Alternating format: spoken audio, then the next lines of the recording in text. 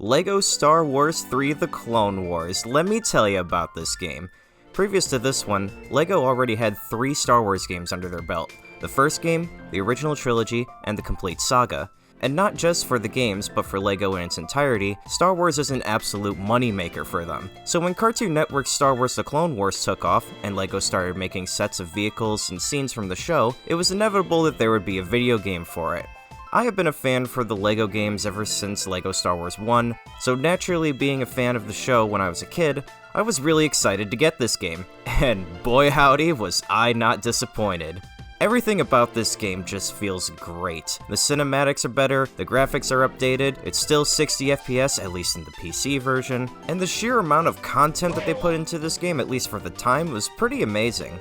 Of course, we have the different levels, which are mostly taken from various episodes of the show, such as Ambush, Shadow of Malevolence, and Defenders of Peace. The game also seems to have nothing to do with the Clone Wars movie, except for one level where you play as Count Dooku trying to get Jabba the Hutt's son from Anakin and Ahsoka. But how accurate are these levels to their respective episodes? Well, I would say they pretty much nail it on the head. Duel of the Droids has the fight between R2 and R3, Blue Shadow Virus has the chase for the annoying LEP-868 droid, and Lair of Grievous has the scene where Nadar Veb is killed by Grievous, while also adding that special comedic charm that LEGO puts into their games.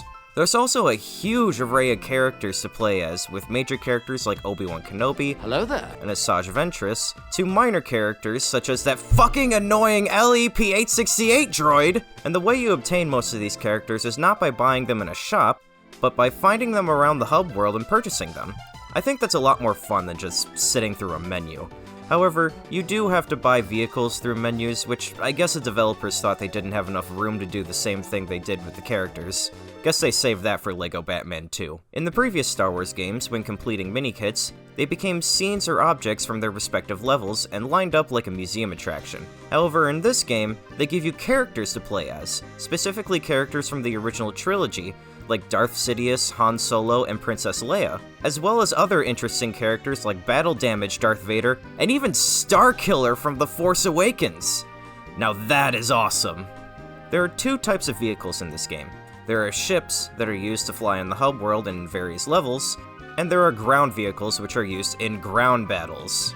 This is where the fun begins. These are much different than the normal levels, where you have bases and weapons that you have to build and use to destroy the enemy's bases. Once the enemy has been wiped out, or a specific base is built on a specific plot of land, then you are victorious. These levels are massive, and they give you lots of studs, rightfully so since you need studs you collect to build bases. It's so much fun watching the enemies' builds just completely obliterate and having all this destructive power at your fingertips. Definitely one of my favorite features in any LEGO game. The Bounty Hunter missions also come back and are unlocked by completing a level where you play as the bounty hunters like Cad Bane and Robo-Nino, where they break out Zero the Hutt from prison. Overall, this game just feels like a complete upgrade from the complete saga and helped pave the way for newer and bigger things for future LEGO games. It's certainly the game that I have the most fond memories of, and I would absolutely recommend this to anyone who wants to get into LEGO games, or anyone who likes Star Wars. It holds a special place in my heart as my favorite LEGO game, and I think it's very well deserved. But you know who also holds a special place in my heart? Zanyverse. Thank you so much, Zany, for letting me be in this collab and letting me gush about LEGO Star Wars 3. And if you have not done so, you should subscribe to Zanyverse, because he's just a great creator. And if you don't, then I'll send you your very own LEP-868 droid to annoy the shit out of you every day. I think I rest my case.